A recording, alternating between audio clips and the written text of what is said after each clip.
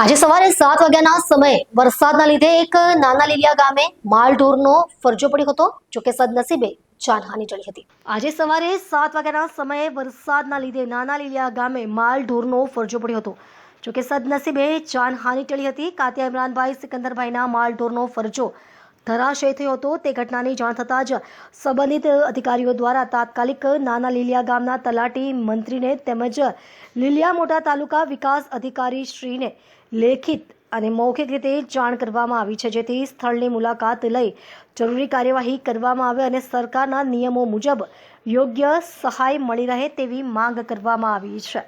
સ્થાનિક લોકોના જણાવ્યા મુજબ સતત વરસી રહેલા ભારે વરસાદના કારણે કાચા અને જર્જરિત માળખાઓને નુકસાન પહોંચવાની શક્યતા વધી રહી છે.